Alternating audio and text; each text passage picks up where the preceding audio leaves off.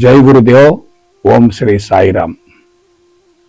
అనంత ప్రేమ స్వరూపులారా, కేంద్రీకరణం అంటే ఏమిటి? వికేంద్రీకరణం అంటే ఏమిటి? కేంద్రీకరణం కావాలా? వికేంద్రీకరణం కావాలా? కేంద్రీకరణం ఆమోదయోగ్యమా? వికేంద్రీకరణం ఆమోదయోగ్యమా? ఏది కావాలి? కేంద్రీకరణం వల్ల శక్తి విపరీతంగా హరించుకుపోతుంది. వికేంద్రీకరణ వల్ల శక్తి అనంతంగా విస్తరిస్తుంది. ఒక వ్యక్తి కొన్ని లక్షల కోట్లు సంపాదించాడు అనుకోండి, అది కేంద్రీకరణమే కదా. ఒక వ్యక్తి జ్ఞానపరంగా ఎదిగాడు అనుకోండి, అది కేంద్రీకరణమే కదా. ఒక వ్యక్తిలోని గుప్త శక్తులు నిగూఢమై ఉన్నాయనుకోండి, అది కేంద్రీకరణమే కదా. అంటే ఒక వ్యక్తి చుట్టూ లక్షల మంది తిరుగుతున్నారంటే దాన్ని ఏమంటారు? కేంద్రీకరణం అంటారు కదా. ఒక వ్యక్తి చుట్టూ లక్షల మంది తిరుగుతున్నారంటే, గుమిగూడుతున్నారంటే, సమీకరించబడుతున్నారంటే వాళ్ళంతా బానిసలే కదా. వాళ్ళు బానిస భావంతో ఉన్నట్లే కదా. ఒకసారి ఆలోచించండి. ఒక గురువు చుట్టూ, ఒక స్వామీజీ చుట్టూ, ఒక బాబా చుట్టూ లక్షల మంది సమీకరించబడుతున్నారంటే, గుమిగూడుతున్నారంటే వాళ్ళ శక్తి అంతా హరించుకుపోతున్నట్లే కదా. వికేంద్రీకరణం అంటే ఏమిటి? విస్తరించటం. కేంద్రీకరణం అంటే ఏమిటి? కుంచుకుపోవటం. ఇప్పుడు చెప్పండి, వాళ్ళ ఆధ్యాత్మిక మార్గంలో ఏం జరుగుతుంది? కేంద్రీకరణమా, వికేంద్రీకరణమా? సంస్థలలో కేంద్రీకరణం జరుగుతుందా, వికేంద్రీకరణం జరుగుతుందా? గురువుల చుట్టూ వందల వేల మంది ఎందుకు తిరుగుతున్నారు? గురువుల గురించి ఆలోచిస్తున్నారు కానీ వాళ్ళని గురించి వాళ్ళు ఆలోచించుకోవటం లేదు కదా. నీ గురించి నువ్వు ఆలోచించుకుంటే ఎలా ఉంటుంది? వేరే వాళ్ళ గురించి ఆలోచిస్తూ ఉంటే ఎలా ఉంటుంది? ఒక గురువు దగ్గర ఒక వ్యక్తి 5 సంవత్సరాలు 10 సంవత్సరాల్లో ఉన్నాడు అనుకోండి, ఆ గురువుకి ఇతడు బానిస అవుతాడు కదా. ఆ గురువు యొక్క సూక్ష్మరూపం అంతరంగంలో ప్రతిష్ఠితం అవుతుంది కదా.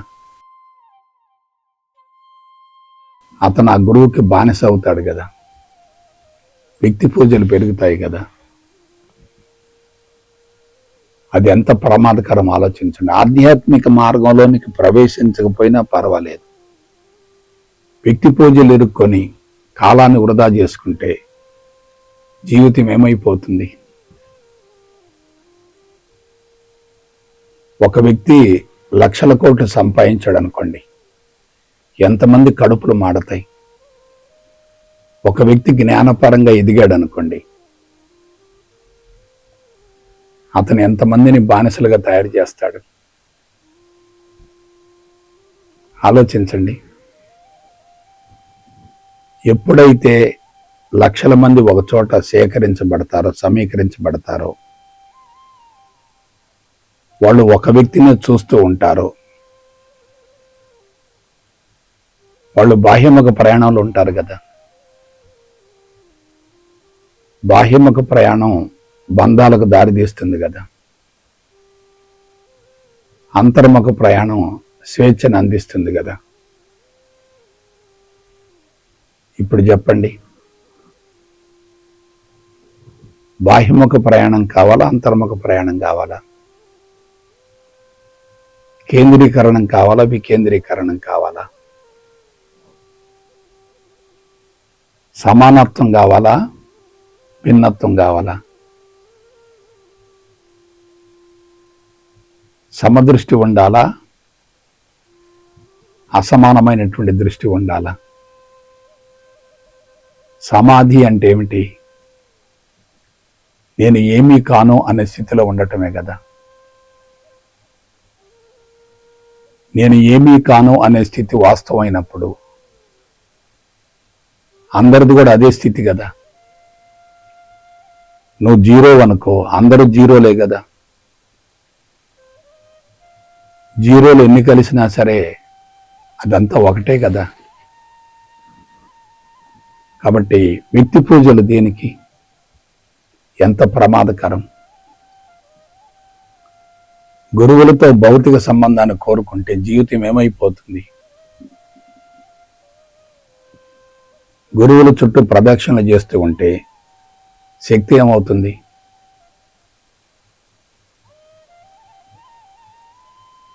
అంతరంగం మీద దృష్టిని కేంద్రీకరించకపోతే ఆధ్యాత్మిక మార్గం అందని ద్రాక్ష పండు అవుతుంది కదా. కాబట్టి ఆధ్యాత్మిక మార్గం అనేది మహోన్నతమైనది. అందరికీ సాధ్యం కాకపోవచ్చు, అది కూడా చెప్తున్నాను. కానీ ఆ మార్గంలోకి ప్రవేశించి అశాస్త్రీయ విధానాలను అనుసరించి నష్టపోవటం ఎందుకు? నేను మరొకసారి చెప్తున్నాను, కేంద్రీకరణం వల్ల సంపద ఒకే చోట క్రోడీకరించబడటం వల్ల, జ్ఞానం ఒక్కరి సొత్తే కావటం వల్ల, ఒక గురువు చుట్టూ లక్షల మంది తిరగటం వల్ల వాళ్ళు తీవ్రంగా నష్టపోతున్నారు కదా. ఇద్దరు భగవంతుడు ఉండరు కదా. నీవు భగవంతుడివే, నీ గురువు కూడా భగవంతుడే. గురువు కంటే నువ్వు ఎలా తక్కువ? గురువులో ఉన్నది నీలో ఉంది కదా. గురువులో ఉన్నది మాయ, నీలో ఉన్నది కూడా మాయే కదా. జ్ఞానం వాస్తవం కాదు కదా. జ్ఞానం వాస్తవం కానప్పుడు జ్ఞానాన్ని అందించేటటువంటి గురువు కూడా వాస్తవం కాదు కదా. నీ జీవితం ఎలా నడుస్తుంది, ఎలా నడిపించబడుతుంది? నీ అంతరంగ సంస్కారాల స్వభావాన్ని బట్టి నడిపిస్తుంది కదా. నీ అంతరంగ సంస్కారాల స్వభావం ద్వారా జీవితం కొనసాగుతుంది కదా. నీ అంతరంగంలో ఏదుంటే అదే కనిపిస్తుంది కదా. నీ అంతరంగంలో చెడుంటే చెడు కనిపిస్తుంది కదా. నీ అంతరంగంలో మంచి ఉంటే మంచిగా అనిపిస్తుంది కదా. నీ అంతరంగాన్ని బట్టి నీ జీవితం కొనసాగుతుంది కదా. నువ్వేం చేయాలి? అంతరంగ సంస్కారాల స్వభావాన్ని మార్చుకోవాలి. అందుకు గురువు యొక్క మార్గదర్శకత ఉండాలి. తప్పు సద్గురువు యొక్క మార్గదర్శకత ఉండాలి. గురువు వేరు, సద్గురువు వేరు. ఆధ్యాత్మిక సమాచారాన్ని అందించేటటువంటి వ్యక్తి గురువు కావచ్చు, కానీ అనుభవం లేకుండా అందించేటట్లయితే అతడు కేవలం బోధ గురువు అవుతాడు, సద్గురువు కాడు. సద్గురువు అంటే ఎవరు? సత్యవంతంగా జీవిస్తూ అనుభవసాలను పంచేటటువంటి వ్యక్తి సద్గురువు అవుతాడు. ఇవాళ సద్గురువులు లేరు కదా. ఆధ్యాత్మిక మార్గం బలహీన పట్టడానికి మూల కారణం కూడా అనుభవించి అందించేవాడు తగ్గిపోవటం, సమాచారాన్ని సేకరించి అందించేటటువంటి వాడు పెరిగిపోవటం. జ్ఞానం అంతా కూడా మాయే కదా. ఆ జ్ఞానాన్ని అందించేటటువంటి గురువు కూడా మాయే కదా. ఆ గురువు చూపించేటటువంటి భగవంతుడు కూడా మాయే కదా. ఆ భగవంతుడే నీవైనప్పుడు నీవు కూడా మాయే కదా. మాయను అంతరంగంలో ఉంచుకొని సత్యదర్శనం కోసం ప్రయత్నం చేస్తూ ఉంటే అది సాధ్యం కాదు కదా. కాబట్టి మరొకసారి చెప్తున్నాను, కేంద్రీకరణం అనేది ప్రకృతికి విరుద్ధమైనటువంటి విధానం.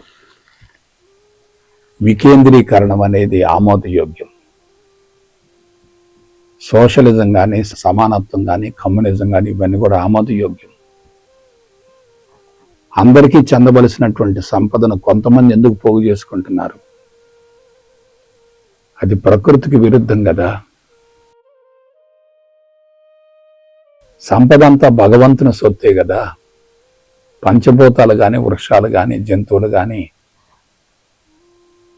భగవంతుని యొక్క ఆస్తే కదా.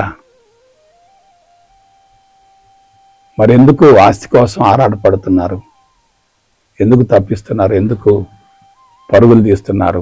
ఎందుకు వక్ర మార్గాన్ని అనుసరిస్తున్నారంటే ధనం కావాలి, సెక్యూరిటీ కోసం. ఆ ధనం ఎంత సమకూరితే అంత సెక్యూరిటీ అనేటటువంటి భావనతోటి నైతిక విలువలకు తిలోదకాలు ఇచ్చి విపరీతంగా సమకూర్చుకుంటున్నారు. కాబట్టి నేను మరొకసారి చెప్తున్నాను, అంతా నీలో ఉంది. నీలో ఉన్నదే బయట కనపడుతుంది. నిన్ను ఉద్ధరించుకుంటే సమాజాన్ని ఉద్ధరించేటటువంటి అర్హత ఉంటుంది. నిన్ను ఉద్ధరించుకోకపోతే ఇక సమాజాన్ని ఉద్ధరించే అవకాశం లేదు కదా.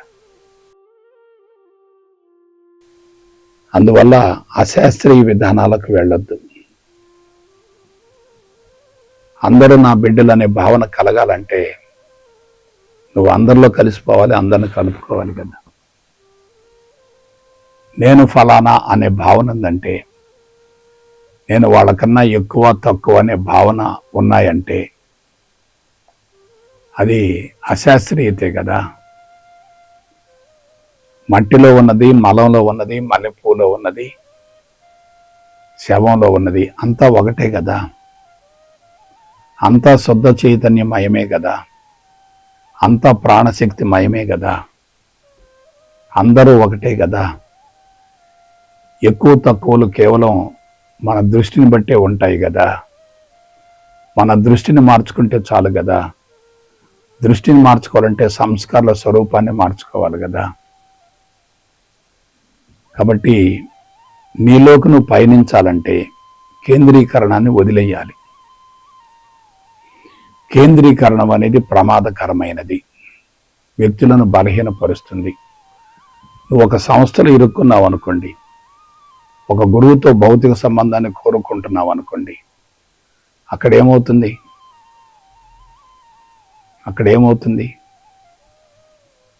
ఆ సంస్థకు నువ్వు బానిసమైనట్లే కదా. మరొక సంస్థను వ్యతిరేకిస్తూ ఉంటావు కదా.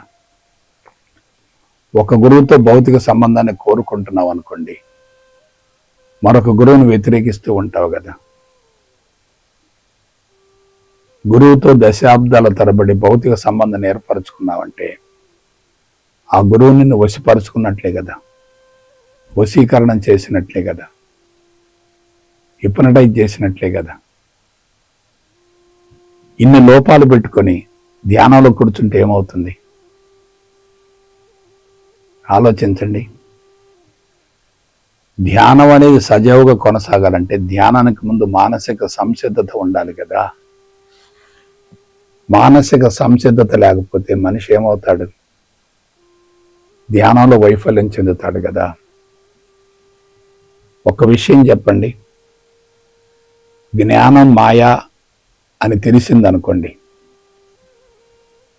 ఆలోచనలు కూడా మాయే కదా, సమాచారం కూడా మాయే కదా, ఆధ్యాత్మిక మార్గం కూడా మాయే కదా, భగవంతుడు కూడా మాయే కదా. అంతా మాయా అని తెలిసిందనుకోండి, నువ్వు తప్పనిసరిగా దానికి ప్రాధాన్యతని ఇవ్వవు కదా. అదే మాయను మరలా భగవంతుడిగా భావిస్తే స్వీకరిస్తావు కదా. ముందు మాయా అని దాని పట్ల విముఖతను, వైరాగ్యాన్ని ఏర్పరచుకోవాలి. తర్వాత దాన్ని సత్యంగా స్వీకరించాలి. ఎప్పుడైతే సత్యంగా స్వీకరిస్తావో శక్తి విపరీతంగా పెరుగుతుంది కదా, ప్రజ్ఞ అనంతంగా విస్తరిస్తుంది కదా.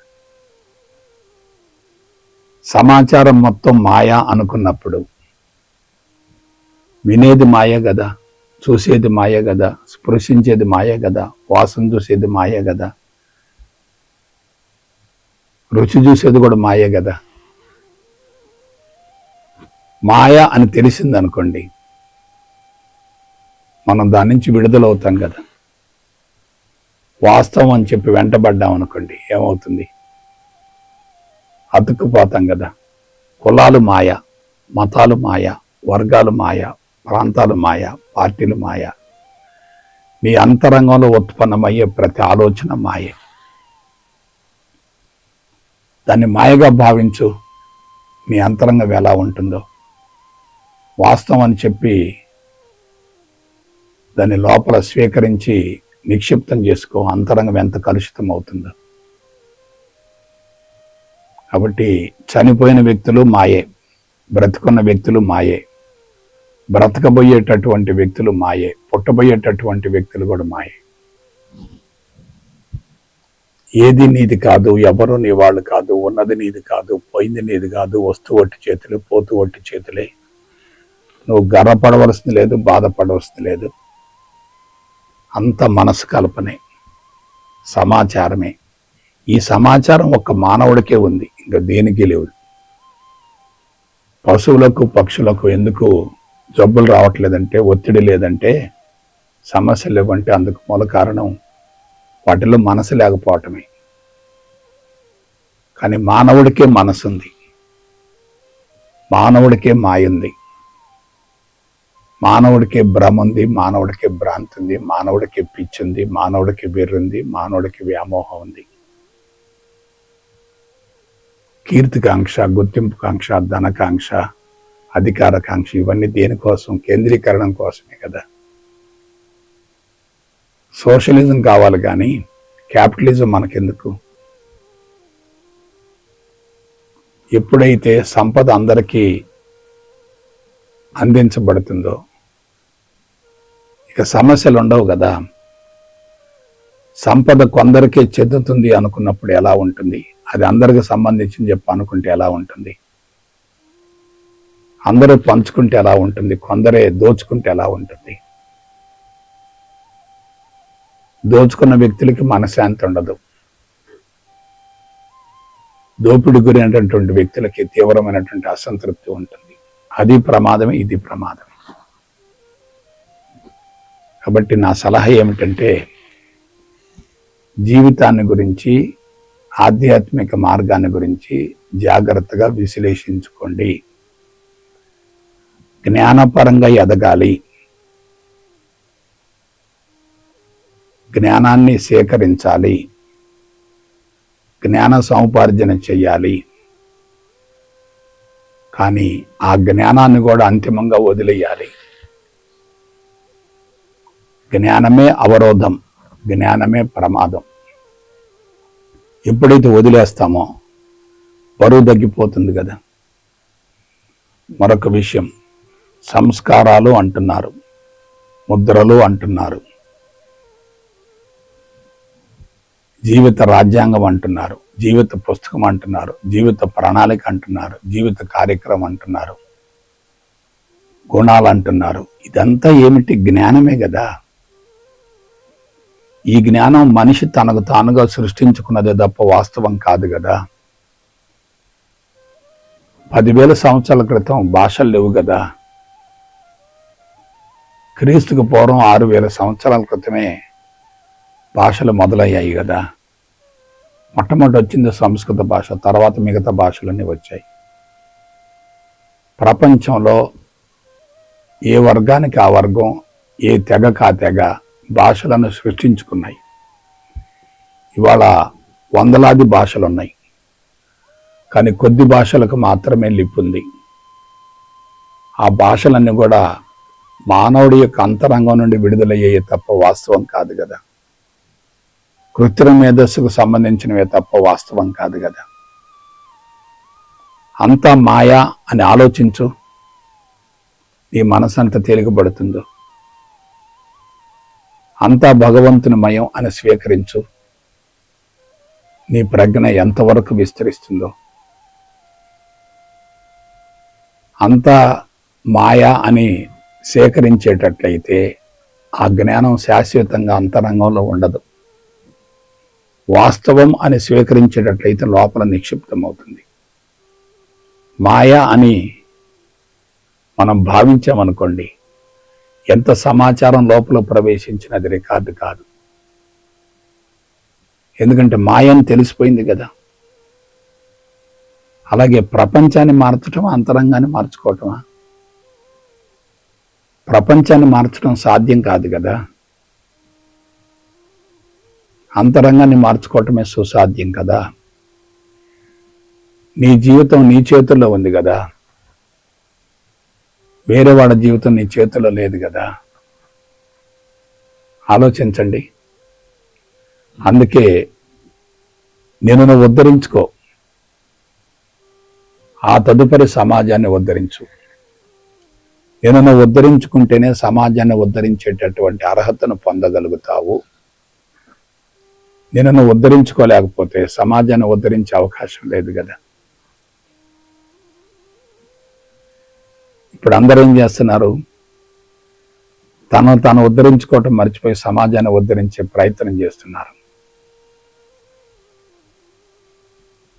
అందుకే ఆధ్యాత్మిక మార్గం అంతా కూడా బాహ్యముఖ ప్రయాణంలో ఉంది, బంధాలలో ఉంది. ఒకవైపు భౌతికవాదం ప్రమాదకరంగా మారింది, మరొక వైపు ఆధ్యాత్మికత ప్రమాదకరంగా మారింది. రెండు కూడా మానవ జాతికి శాపంగా పరిణమించాయి. అందువల్ల నేను చెప్పే సలహా ఏమిటంటే, మూఢనమ్మకాలకి ప్రాధాన్యతనివ్వవద్దు. మనసు అంటే జ్ఞానం, ఆ మనసే ప్రమాదం, అంటే జ్ఞానమే ప్రమాదం. మనసును వదిలేసామనుకోండి, అంతరంగం ఖాళీ అవుతుంది. జ్ఞానాన్ని వదిలేసామనుకోండి, అంతరంగం శుద్ధి అవుతుంది. జ్ఞానం వాస్తవం కాదు అనేటటువంటి విషయాన్ని అవగాహన గావించుకున్నావా,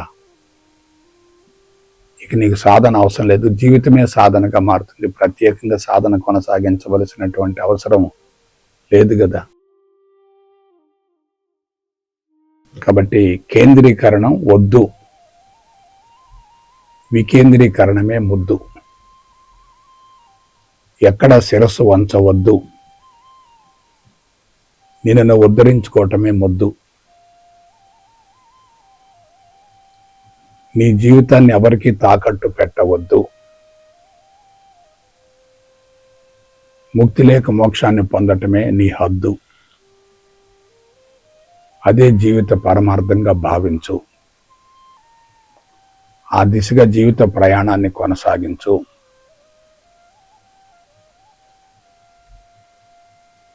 కేంద్రీకరణం అనేది మనకు వద్దు, వికేంద్రీకరణమే మనకు ముద్దు.